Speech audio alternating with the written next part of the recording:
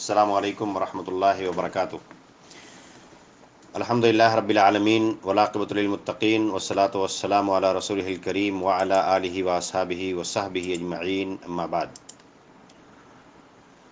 فقد قال اللہ تعالی فی قرآنہ المجید: اعوذ باللہ السمیع العلیم من الشیطان الرجیم، بسم اللہ الرحمن الرحیم۔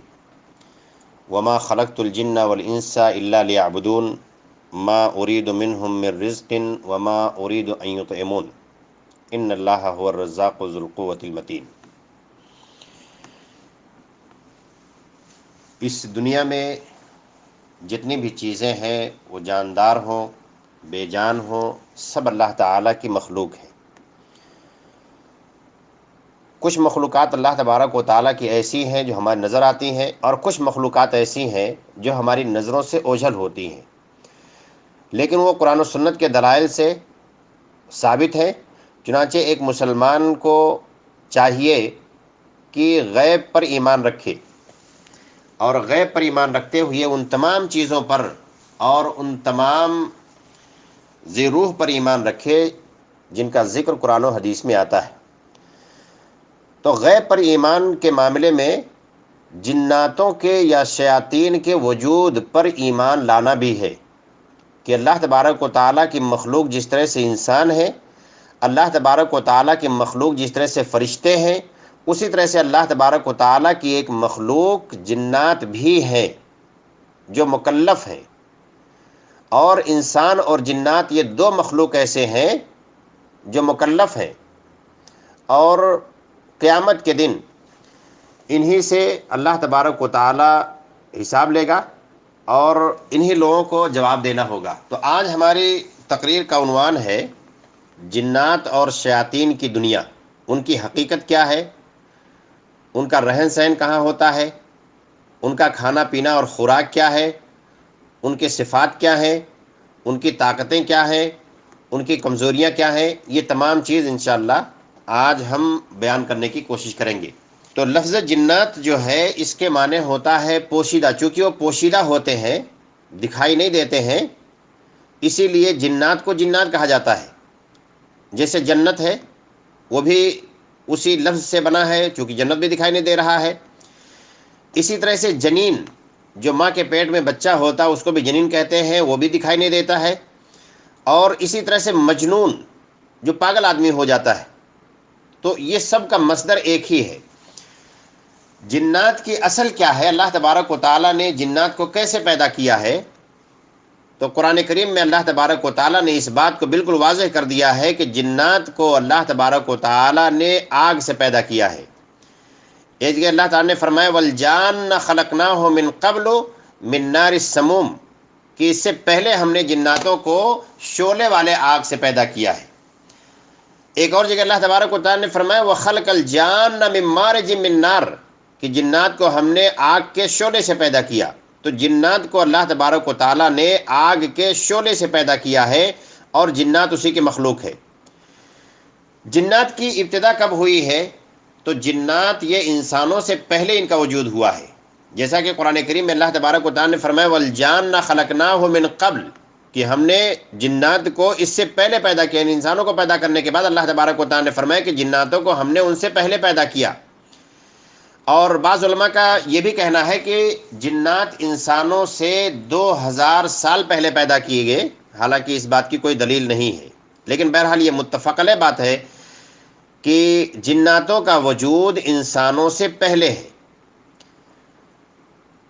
جناتوں کی تخلیق کیسے ہوئی ہے، ان کی صفات کیا ہیں، ان کی حیت اور ان کی کیفیت کیا ہے، تو جیسا کہ دلائل سے یہ بات معلوم ہے اور سنت نبوی سے بھی یہ بات واضح ہے کہ ان کی بھی شکل ہوتی ہے جیسی بھی ہو، ان کے دل ہوتے ہیں، ان کے کان ہوتے ہیں، ان کی آنکھیں ہوتی ہیں، ان کی آواز وغیرہ ہوتی ہے، تو یہ ساری چیزیں ثابت ہیں۔ جناتوں کو اللہ تبارک و تعالیٰ نے پیدا کیوں کیا، ایک سوال یہ پیدا ہوتا ہے کہ اللہ نے جناتوں کو کیوں پیدا کیا گیا؟ تو جناتوں کے پیدا کرنے کی وہی وجہ ہے جو انسانوں کو پیدا کرنے کی وجہ ہے۔ اللہ تبارک و تعالیٰ نے قرآن کریم میں فرمایا وَمَا خَلَقْتُ الْجِنَّ وَالْإِنسَ، دونوں کو ایک ساتھ گنایا کہ ہم نے انسان اور جنات کو پیدا کیا، اپنی عبادت کے لیے پیدا کیا. وما خلقت الجن والانس الا لیعبدون، ہم نے انسان اور جنات کو اپنی عبادت کے لیے پیدا کیا گیا. تو جنات بھی اسی طرح سے مکلف ہیں جس طرح سے انسان مکلف ہیں اللہ تبارک و تعالیٰ کی عبادت کرنے میں، اللہ تبارک و تعالیٰ کے اوامر اور اللہ تبارک و تعالیٰ کے نواہی پر عمل کرنے میں. جس طرح سے انسان مکلف ہے اسی طرح سے جنات بھی مکلف ہیں. شیطان جو ایک ہے، شیطان کس کو کہتے ہیں؟ تو جو اصل شیطان ہے جس کو ابلیس کہتے ہیں وہ جناتوں میں سے ہے، اور وہ شروع میں اللہ تبارک و تعالیٰ کی عبادت کرتا تھا.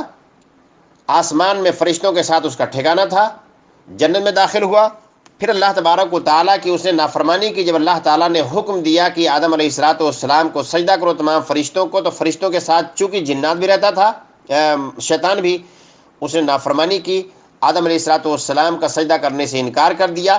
تو اللہ تبارک و تعالیٰ نے اس کو جنت سے نکال دیا، اور قیامت تک کے لیے اللہ تبارک و تعالیٰ سے اس نے مہلت لے لی ہے، صرف اس لیے کہ بنی آدم کو، انسانوں کو راہ حق سے بھٹکاتا رہے، اللہ تبارک و تعالیٰ سے دور کر کے اپنے راستے پر لگاتا رہے، تاکہ زیادہ سے زیادہ وہ لوگوں کو جنت سے دور کر کے اپنے ساتھ جہنم میں لے جائے.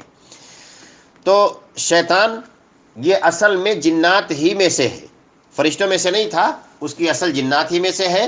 لیکن اللہ تبارک و تعالیٰ کے شروع میں بات کرتا تھا، بعد میں اللہ کی نافرمانی کی اور جنت سے نکال دیا گیا.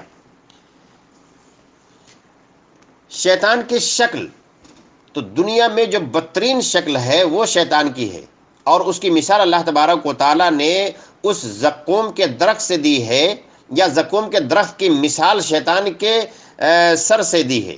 اللہ تبارک و تعالیٰ نے قرآن کریم میں فرمایا اذالک خیر نزلا ام شجرۃ الزقوم. اس سے پہلے اللہ تبارک و تعالیٰ نے جنتیوں کی نعمتوں کا تذکرہ کیا ہے، پھر اللہ نے فرمایا کہ یہ بہتر ہے یا زقوم کا درخت. اور زقوم کا درخت کیا ہے؟ اللہ تعالیٰ نے فرمایا کہ انا جعلناها فتنۃ للظالمین، ہم نے اس کو یعنی زقوم کے درخت کو ظالموں کے لیے فتنہ بنایا ہے. انہا شجرۃ تخرج فی اصل الجحیم، یہ درخت ایسا ہے جو جہنم کے جڑ سے نکلتا ہے. طلعها کأنہ رؤوس الشیاطین، اس کے خوشے ایسے ہوتے ہیں جیسے شیطان کے سر. تو بالکل بدترین شکل اللہ تبارک و تعالیٰ نے اس کو دی ہے. شیطان کی دو سیگیں ہیں. اللہ کے نبی صلی اللہ علیہ وسلم نے اسی لیے اپنی امت کو منع کیا ہے، جب سورج نکل رہا ہو یا سورج ڈوب رہا ہو اس وقت اللہ تبارک و تعالیٰ کی عبادت کرنے سے بھی منع ہے کہ اللہ تبارک و تعالیٰ کے لیے آدمی سجدہ کرے، نمازیں پڑھے. تو نماز بھی آدمی اس ٹائم نہیں پڑھ سکتا ہے. کیوں؟ اس لیے کہ سورج شیطان کے دو سیگوں کے درمیان نکل رہا ہوتا ہے. فَإِنَّهَا تَطْلُعُ بِقَرْنِ شیطان، اللہ کے نبی صلی اللہ علیہ وسلم فرمایا کہ شیطان کے دو سیگوں کے درمیان سے سورج طلوع ہوتا ہے. تو شیطان کو اللہ تبارک و تعالیٰ نے دو سیگیں بھی دے رکھی ہیں. اور اسی طرح سے شیاطین تو پائے ہی جاتے ہیں، اس کا کوئی انکار نہیں کر سکتا. اگر کوئی آدمی شیاطین کا انکار کر دے کہ شیاطین نہیں پائے جاتے ہیں تو پھر ایسا آدمی خارج عن الملہ ہو جائے گا، وہ آدمی کافر ہو جائے گا، اس لیے کہ قرآن اور حدیث کا سراسر انکار کرنے والا ہو جائے گا. جو لوگ یہ گمان کرتے ہیں کہ شیطان موجود نہیں ہے، ان کا کوئی وجود نہیں ہے، تو وہ لوگ حق پر نہیں ہیں، بلکہ وہ بہت سارے قرآن اور احادیث کا انکار کرنے والے ہوتے ہیں. شیطانوں کا کھانا کیا ہے، ان کی خوراک کیا ہے؟ تو ایک بار جنات اللہ کے نبی صلی اللہ علیہ وسلم کے پاس آیا کرتے تھے. تو ایک بار آئے اور بہت ساری باتیں ہوئیں. تو جناتوں نے اللہ کے نبی صلی اللہ علیہ وسلم سے پوچھا، یہ مسلم کی روایت ہے، کہ ہمارا خوراک کیا ہے، ہم کیا کھائیں؟ تو اللہ کے نبی صلی اللہ علیہ وسلم نے ان کو بتایا لکم کل عظم ذکر اسم اللہ علیہ، تمہارے لیے ہر وہ ہڈی ہے جس پر اللہ تبارک و تعالیٰ کا نام لیا جائے، جو اللہ کے نام سے ذبح کیا گیا ہو. یقع فی ایدیکم، تمہارے ہاتھ لگ جائے تو اس میں تم اور زیادہ گوشت پاؤ، یعنی جتنا لوگ کھا چکے ہوتے ہیں اس سے زیادہ گوشت تم کو ملے گا. اور جو لید ہوتا ہے گوبر جانوروں کا، وہ تمہارے چوپایوں کا کھانا ہوگا. تو یہ ان کے کھانے کے بارے میں بتایا اللہ کے نبی صلی اللہ علیہ وسلم نے. اسی لیے دوسری حدیث میں آتا ہے کہ ان دو چیزوں سے استنجا کرنے سے منع کیا گیا ہے. ترمذی کی روایت ہے، علامہ البانی نے صحیح کہا ہے. اللہ کے نبی صلی اللہ علیہ وسلم فرمایا کہ لا تستنجوا بالروث ولا بالعظام، گوبر سے اور ہڈی سے استنجا نہ کرو. فَإِنَّهُ زَادُ إِخْوَانِكُم مِّنَ الْجِنِّ، اس لیے کہ یہ تمہارے بھائی جناتوں کی خوراک ہے. تو گوبر ان کے جانوروں کی خوراک ہے اور ہڈی یہ جنات کی خوراک ہے. جس طرح سے انسان شادی کرتے ہیں، انسانوں کی نسل بڑھتی ہے، اسی طرح سے جنات بھی آپس میں شادی کرتے ہیں، ان کی بھی نسل بڑھتی ہے۔ اور اس کی دلیل قرآن میں اللہ تبارک و تعالیٰ نے قرآن کریم میں فرمایا ہے، لم یطمثن انس قبلہم ولا جان۔ حوروں کی تعریف میں اللہ تبارک و تعالیٰ نے فرمایا کہ حور کیسی ہوں گی جنت میں ملنے والی، وہ ایسی حوریں ہوں گی جن سے اس سے پہلے نہ تو انسانوں نے ہم بستری کی ہوگی نہ جناتوں نے۔ اس کا مطلب یہ قوت ان کے اندر بھی پائی جاتی ہے۔ اور دوسری جگہ اللہ تبارک و تعالیٰ نے فرمایا ہے، افتتخذونہ وذریتہ اولیاء من دونی وہم لکم عدو، کہ کیا تم جنات کو، شیطان کو، کیا تم شیطان کو اور شیطان کی ذریت کو میرے علاوہ اپنا اولیاء بناتے ہو، اپنا ساتھی بناتے ہو، جبکہ وہ تمہارے کھلے ہوئے دشمن ہیں۔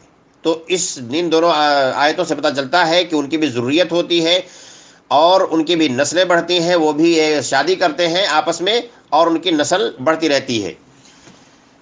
اسی طرح سے جناتوں کی عمر یہ انسانوں کے مقابل میں زیادہ ہوتی ہے، لیکن یہ بات تو واضح ہے کہ دنیا میں جو بھی آیا ہے اس کو مرنا ہی مرنا ہے، لیکن عمر ان کی زیادہ ہوتی ہے، وہ لمبی عمر کے ہوتے ہیں، اور سب سے لمبے عمر والا وہ شیطان ہے، ابلیس۔ جب اللہ تبارک و تعالیٰ نے جنت سے اس کو نکالا آدم علیہ السلام کا سجدہ نہ کرنے کی وجہ سے، تو اس نے اللہ تبارک و تعالیٰ سے مہلت لے لی اور کہا قال ربی فانظرنی الی یوم یبعثون، کہا اللہ مجھے تو قیامت تک کے لیے مہلت دے دے۔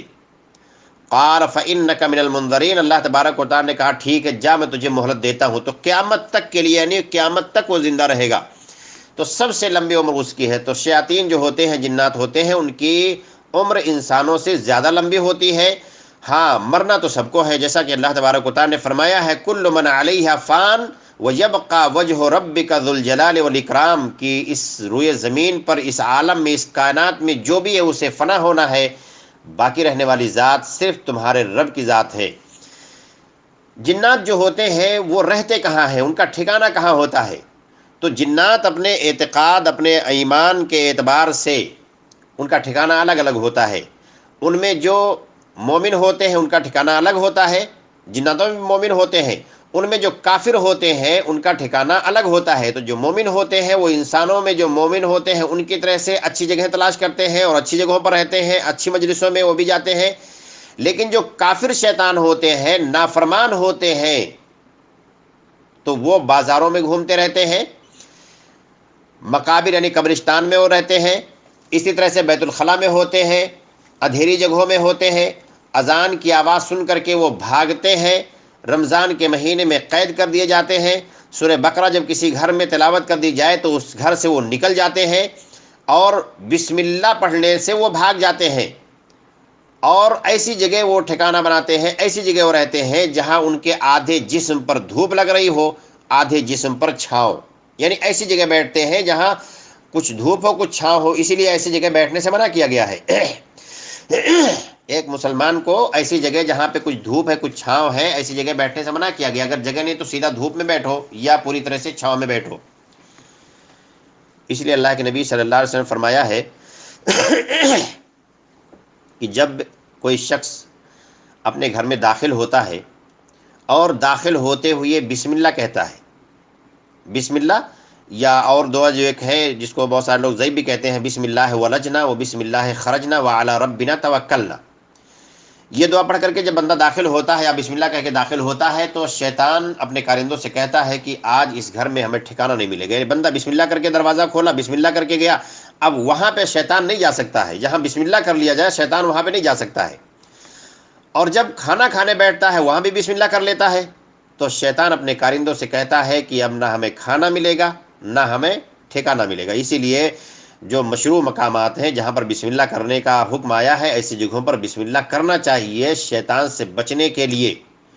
کھانا کھائے آدمی بسم اللہ کرے، گھر میں جائے آدمی بسم اللہ کرے، باتھ روم میں جائے آدمی بسم اللہ کرے، اپنی بیوی سے ہم بستری کرنا ہو تو وہاں بھی بسم اللہ کرے، تو شیاطین سے آدمی ایسی جگہ پر محفوظ رہتا ہے، بچتا ہے۔ جناتوں کو اللہ تبارک و تعالیٰ نے کچھ ایسی طاقتوں سے نوازا ہے جو طاقتیں اللہ تعالیٰ نے انسانوں کو نہیں دے رکھی ہیں۔ انہی میں سے ایک طاقت ہے وہ بہت تیزی کے ساتھ ایک جگہ سے دوسری جگہ جا سکتے ہیں، جس طرح سے سلیمان علیہ السلام کے واقعے میں ہے جس نے بلقیس کا اس کا جو تخت تھا پلک جھپکتے ہی لا کر کے وہاں پر موجود کر دیا۔ اسی طرح سے تیزی کے ساتھ وہ آسمان میں چڑھ بھی سکتے ہیں، جس طرح سے وہ جا کر کے آسمان کی باتیں سنتے ہیں، اور جب سننے جاتے ہیں تو جو تارے ہیں جن کو بنایا گیا ہے رجومن للشیاطین، شیطانوں کو مارنے کا وہ ذریعہ ہے، تو ان سے ان کو مارا جاتا ہے، تو وہاں سے وہ بھاگتے ہیں، تو بہت تیزی سے وہ اوپر آسمان میں چڑھ بھی سکتے ہیں، اس کی اللہ تبارک و تعالیٰ نے انہیں طاقت دے رکھی ہے۔ اسی طرح سے شیاطین کو عمارت بنانے کی، بلڈنگیں بنانے کی بھی اللہ تبارک و تعالیٰ نے علم دے رکھی ہے، جیسا کہ محراب بنایا کرتے تھے سلیمان علیہ السلام کے لیے۔ شیاطین کو اس بات کی بھی طاقت اللہ تبارک و تعالیٰ نے دے رکھی ہے کہ وہ دوسری شکل اختیار کر سکتے ہیں، کسی جانور کی شکل اختیار کر سکتے ہیں یا انسانوں کی شکل بھی اختیار کر سکتے ہیں، جیسا کہ اس حدیث میں ہے جس میں حضرت ابو ہریرہ رضی اللہ تعالیٰ عنہ کو شیطان آ کر کے آیت الکرسی سکھایا تھا۔ وہ انسان کی شکل میں وہاں آتا تھا، غلہ لے کر کے جاتا تھا، اس کو پکڑتے تھے۔ تو شیاطین یہ انسانوں کی بھی شکل اختیار کر سکتے ہیں، جانوروں کی بھی شکل اختیار کر سکتے ہیں۔ اسی طرح سے انسانوں کو ایک طاقت، جناتوں کو ایک طاقت اللہ تبارک و تعالیٰ نے یہ بھی دے رکھی ہے کہ وہ انسانوں کے اندر ان کے خون میں وہ دوڑتے ہیں، انسان کے اندر وہ داخل ہو جاتے ہیں، ان کے خون میں وہ دوڑتے ہیں، جیسا کہ اللہ کے نبی صلی اللہ علیہ وسلم کی حدیث ہے۔ جنات، ان کے چوپائے، ان کی سواریاں کون سے جانور ہیں؟ تو اس بات کی کوئی صریح دلیل تو نہیں ہے کہ جنات کے کوئی خاص چوپائے ہیں جن پر وہ سواری کرتے ہیں یا جن کو وہ رکھتے ہیں، لیکن بعض احادیث سے پتہ چلتا ہے کہ جنات یہ اونٹوں کے ساتھ ہوتے ہیں۔ اونٹ کا گوشت کھانے سے جہاں وضو کرنا ضروری ہو جاتا ہے، وہیں ایک وجہ بھی بتائی جاتی ہے کہ ان کے کوہان پہ جنات شیطان ہوتے ہیں، اور کالے کتے کے ساتھ بھی شیطان ہوتا ہے، اسی لیے کالے کتے کو خاص طور سے مرنے کا حکم دیا گیا ہے، الکلب الاسود۔ تو یہ شیطانی جانور ہیں۔ اچھا، شیطانوں کو، جناتوں کو جہاں اللہ تبارک و تعالیٰ نے کچھ طاقتیں دے رکھی ہیں، تو وہاں ان کی کچھ کمزوریاں بھی ہیں۔ ان کی کمزوری کیا ہے؟ ایک تو عمومی طور پر ان کی کمزوری اللہ تبارک و تعالیٰ نے قرآن کریم میں بیان فرما دی ہے، اِنَّ کَیْدَ الشَّیْطَانِ کَانَ ضَعِیفًا، شیطان کا مکر، شیطان کی چال یہ کمزور ہے۔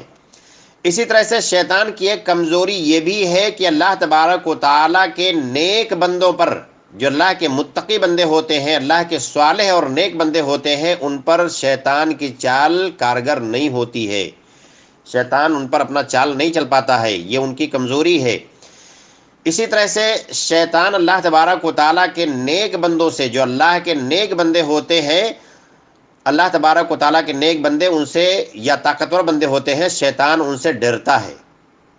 اور اسی طرح سے شیطان کی ایک کمزوری یہ بھی ہے کہ شیطان انبیاء اور رسول کی طرح سے معجزے نہیں لا سکتے ہیں۔ جس طرح سے انبیاء اور رسول کو اللہ تبارک و تعالیٰ معجزے دیتا تھا، شیطان کو اس بات کی طاقت نہیں ہے کہ معجزے لا کر کے دکھا کے لوگوں کو وہ اپنا طرفدار بنا لے۔ اسی طرح سے شیطان کی ایک کمزوری یہ بھی ہے کہ وہ خواب میں اللہ کے نبی صلی اللہ علیہ وسلم کی شکل نہیں اختیار کر سکتا ہے۔ اسی لیے حدیث میں آتا ہے کہ اگر کوئی شخص خواب میں اللہ کے نبی صلی اللہ علیہ وسلم کو دیکھتا ہے تو سمجھو اس نے اللہ کے نبی صلی اللہ علیہ وسلم ہی کو دیکھا ہے، اس لیے کہ شیطان نبی کریم صلی اللہ علیہ وسلم کی شکل اختیار نہیں کر سکتا، لیکن اس کے لیے ضروری ہے کہ خواب دیکھنے والا اللہ کے نبی صلی اللہ علیہ وسلم کے حلیہ سے واقف ہو کہ نبی کریم صلی اللہ علیہ وسلم کا حلیہ کیسا تھا سیرت کی کتابیں پڑھ کر کے، ورنہ کسی اور دوسری شکل میں تو شیطان آ ہی سکتا ہے اور جھوٹ بول سکتا ہے کہ میں تمہارا نبی ہوں۔ ٹھیک ہے، تو جو آدمی اللہ کے نبی صلی اللہ علیہ وسلم کی سیرت کا مطالعہ کیا ہو، آپ کے حلیہ اور آپ کے جو چہرہ مہرہ تھا، آپ کا جو جسم تھا، جس طرح سے احادیث میں اور سیرت کی کتابوں میں ہے، اگر اس کو بخوبی آدمی جانتا ہے اور خواب میں اسی شکل کا آدمی دیکھتا ہے، تب وہ سمجھے کہ اللہ کے نبی صلی اللہ علیہ وسلم کو دیکھا ہے۔ ورنہ عام سا بندہ جسے سیرت کی کوئی خبر نہیں ہے، جسے احادیث کا کوئی علم نہیں ہے، اللہ کے نبی صلی اللہ علیہ وسلم کے حلیے کی خبر نہیں ہے، وہ کسی خوبصورت بندے کو خواب میں دیکھ لے اور شیطان آ کے کہتے میں نبی ہوں، تو یہ نہیں مانا جائے گا۔ تو شیطان کی ایک کمزوری یہ بھی ہے کہ وہ اللہ کے نبی صلی اللہ علیہ وسلم کی شکل اختیار نہیں کر سکتا ہے۔ اسی طرح سے اللہ تبارک و تعالیٰ نے اس کے جو حدود متعین کر دیے ہیں زمین اور آسمان میں، اس حد سے تجاوز بھی نہیں کر سکتا ہے۔ اللہ تبارک و تعالیٰ نے جس طرح سے رسولوں کو انسانوں میں بھیجا، اسی طرح سے رسولوں کو اللہ تبارک و تعالیٰ نے جناتوں میں بھی بھیجا ہے۔ قرآن کریم میں اللہ تبارک و تعالیٰ نے فرمایا یا معشر الجن والانس الم یاتکم رسل منکم، کہ اے انسانوں اور جناتوں کی جماعت، کیا تمہیں میں سے تمہارے پاس رسول نہیں آئے؟ لیکن جو رسول آئے ہیں وہ جناتوں میں سے نہیں تھے، وہ رسول تمام کے تمام انسانوں میں سے تھے، جیسا کہ یہ اللہ تبارک و تعالیٰ نے فرمایا ہے اِنَّا سَمِعْنَا کِتَابًا، یعنی جناتوں نے خود کہا اِنَّا سَمِعْنَا کِتَابًا أُنزِلَ مِن بَعْدِ مُوسَىٰ، ہم نے ایسی کتاب سنی ہے جو موسیٰ علیہ السلام کے بعد نازل ہوئی، یعنی محمد صلی اللہ علیہ وسلم پر جو قرآن نازل ہوئی۔ تو موسیٰ علیہ السلام کو بھی وہ لوگ نبی مانتے تھے، بہت سارے ان میں سے، اور اس طرح سے محمد صلی اللہ علیہ وسلم پر جب قرآن نازل ہوئی، آپ کو جو نبوت ملی، تو اس پر بھی اللہ کے نبی صلی اللہ علیہ وسلم پر بھی بہت سارے جنات مسلمان ہوئے، اور سورہ جن نام سے قرآن کریم میں مستقل ایک سورت ہے۔ تو جو بھی رسول آئے ہیں دنیا میں، وہ انسانوں میں، جناتوں میں، وہ سارے کے سارے انسانوں میں سے تھے، مخصوص قبیلے کے لیے، مخصوص گروہ کے لیے، لیکن محمد رسول اللہ صلی اللہ علیہ وسلم کی رسالت یہ تمام انسانوں اور جناتوں کے لیے قیامت تک کے لیے عام ہے، سب اس میں شامل ہیں۔ اسی طرح سے جو جنات ہوتے ہیں نیک اللہ والے ہوتے ہیں، وہ اپنی قوم کو بھی نیکی کی دعوت دیتے ہیں، جس طرح سے انسانوں میں ایسے لوگ ہوتے ہیں جو انسانوں کو نیکی کی دعوت دیتے ہیں، اللہ پر ایمان لانے کی دعوت دیتے ہیں، اسی طرح سے جناتوں میں بھی ہوتے ہیں۔ قرآن کریم میں اللہ تبارک و تعالیٰ نے فرمایا، ان کا تذکرہ کیا، یا قومنا، جب اللہ کے نبی صلی اللہ علیہ وسلم کے پاس سے وہ لوگ واپس گئے ایمان لا کر کے، آپ سے قرآن سن کر کے، اپنی قوم میں جو واپس گئے تو اپنی قوم والوں کو کہا عجیب داعی اللہ، اللہ کا جو داعی آیا ہے، اللہ تبارک و تعالیٰ کا جو پیغمبر آیا ہے اس پر ایمان لے آؤ، وآمنوا بہ، اس کی بات کو مان لو، اس پر ایمان لے آؤ، یغفر لکم من ذنوبکم، تمہارے گناہوں کو بخش دیا جائے گا، ویجیرکم من عذاب علیم، اور دردناک عذاب سے تمہیں محفوظ کر دیا جائے گا۔ تو وہ بھی حق کی دعوت دیتے ہیں۔ اسی طرح سے جناتوں میں جیسے انسانوں میں اچھے برے ہوتے ہیں، جناتوں میں بھی اچھے برے ہوتے ہیں، تو جناتوں میں جو برے ہو گئے اور انسانوں میں جو برے ہو گئے وہی شیطان ہو گئے۔ تو انسانوں میں بھی شیطان ہوتے ہیں، جناتوں میں بھی ہوتے ہیں، قرآن میں اللہ تبارک تعالیٰ نے بتایا ہے۔ قرآن کریم میں اللہ نے فرمایا وَإِنَّا مِنَّا الصَّالِحُونَ وَمِنَّا دُونَ ذَلِكَ، جناتوں نے خود کہا کہ ہم میں سے کچھ نیک ہوتے ہیں، کچھ اس کے برعکس ہوتے ہیں، نیک نہیں ہوتے ہیں، وَكُنَّا طَرَائِقَ قِدْرًا، اور مختلف راستوں سے ہم انکار کرتے ہیں۔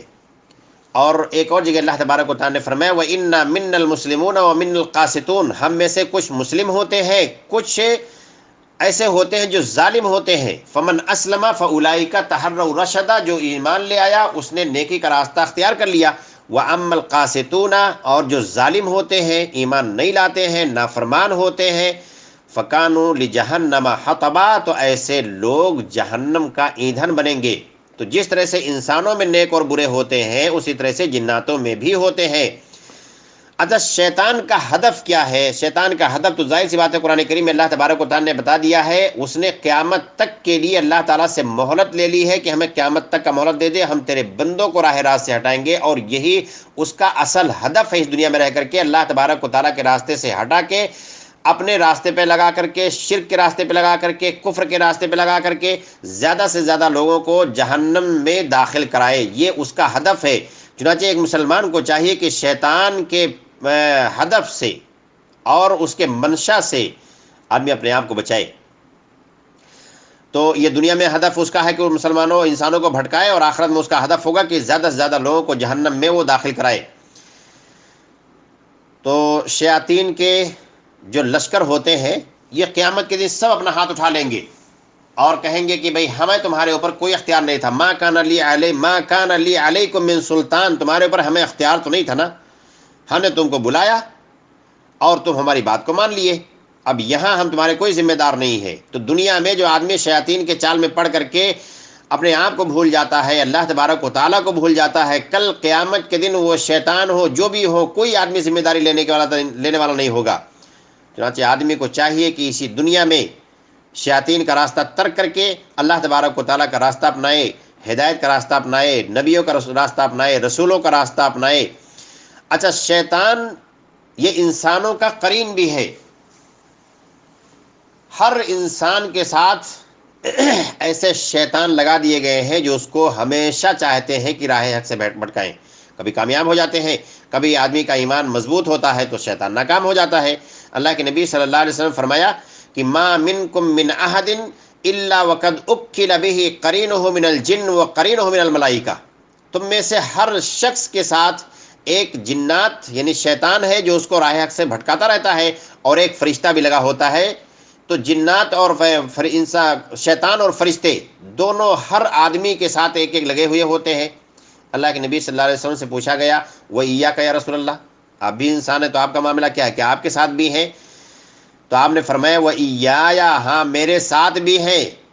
شیطان ایک فرشتہ ہمارے ساتھ بھی ہے، شیطان جو حق کے راستے سے بھٹکانے والا ہوتا ہے، لیکن اللہ کے نبی صلی اللہ علیہ وسلم کی خصوصیت کیا ہے؟ آپ نے فرمایا الا ان اللہ عاننی علیہ، ہاں اللہ تبارک و تعالیٰ نے ہمیں اس پر ہماری مدد کی ہے، فاسلم، اور وہ مسلمان ہو گیا ہے، فلا یامرنی الا بخیر، چنانچہ وہ ہمیں خیر ہی کی دعوت دیتا ہے، خیر ہی کی تلقین کرتا ہے، کسی برائی کی طرف ہم کو لے جانے کی کوشش وہ نہیں کرتا ہے۔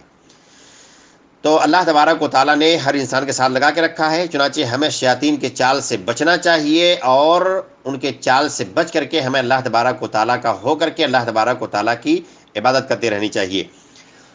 اچھا، بہت سارے لوگ یہ سمجھتے ہیں کہ جناتوں کو غیب کا علم ہوتا ہے، تو کسی بھی جن کو غیب کا علم نہیں ہوتا، وہ شیطان جن کسی کے پاس بھی غیب کا علم نہیں ہوتا ہے۔ قرآن کریم میں اللہ تبارک و تعالیٰ نے بالکل سرے سے اس کا انکار کیا ہے، اور اگر ان کے پاس غیب کا علم ہوتا تو جو سلیمان علیہ السلام کے حکم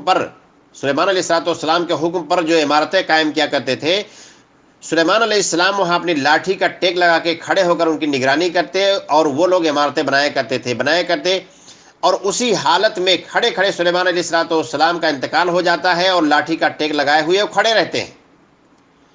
شیاطین کام کر رہے ہوتے ہیں کہ سلیمان علیہ السلام یہاں موجود ہیں، لیکن جب کافی عرصہ گزر جاتا ہے، ان کی جو لاٹھی ہوتی ہے اس کو دیمک کھا جاتے ہیں، اور دیمک کھانے کے بعد جب وہ کمزور ہو جاتی ہے تب وہ گرتے ہیں، اور جناتوں کو پتہ چلتا ہے کہ ارے یہ تو مر چکے ہیں اور کافی عرصہ ہوا ان کو مرے۔